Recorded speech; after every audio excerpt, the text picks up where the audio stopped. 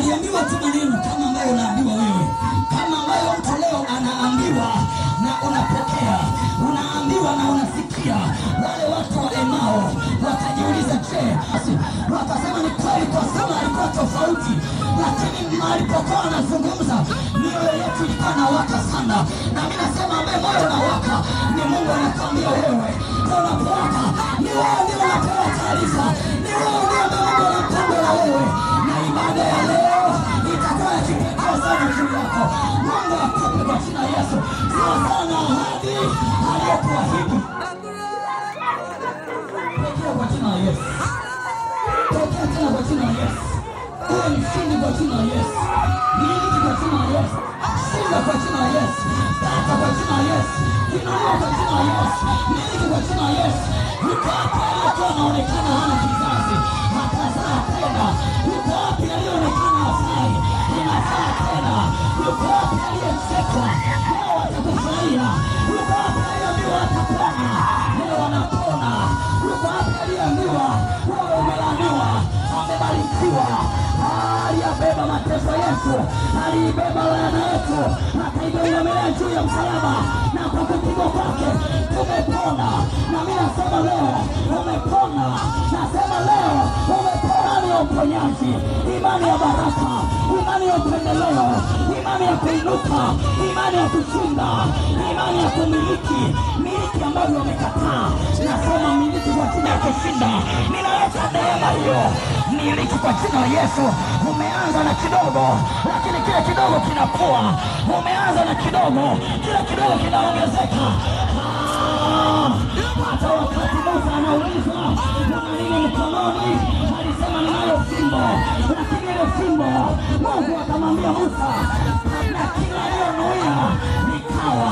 Na mimi nasema nuia jambo linakuwa kwa jina la Yesu. Hajalishi umekwambia mangapi, hajalishi umeambia mangapi ya kusatamana, hajalishi umeambia mangapi ya kurudisha nyuma, hajalishi umeambia mangapi ndani ya familia, hajalishi umezungumza mangapi, hajalishi umekata tamaa mara ngapi. Wengine umepinduliwa imani yako, unakaa nusu hapa.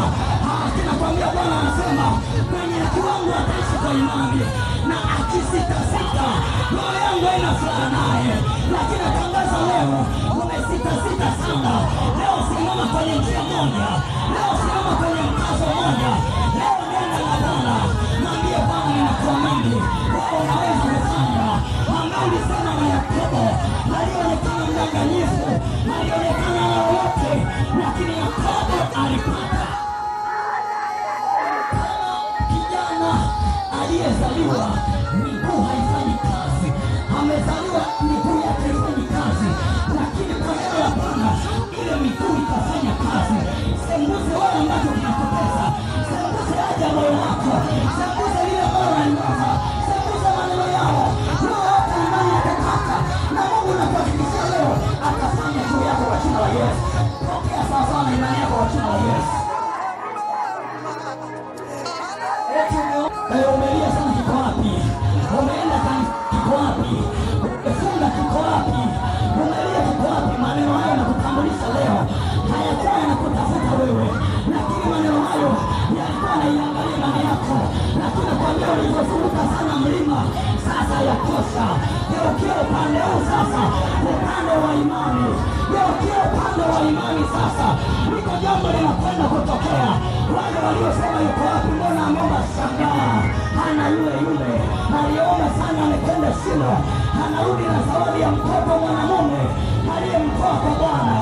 Watashangaa sana yule waliyembeza, wanamshangaa leo sana amebeba mtoto na anawaambia nimetoa kicheko kwa Bwana.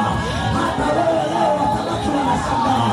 Walishangaa sana Rahabu yule alionekana kahaba, lakini Rahabu ameolewa na mwanaume kutoka kwenye ufalme wa mbinguni, na amekuwa sehemu ya baraka kwa sababu ya imani yake ya kuwapokea wageni. Watashangaa sana. Na mimi nasema imani yako itakuinua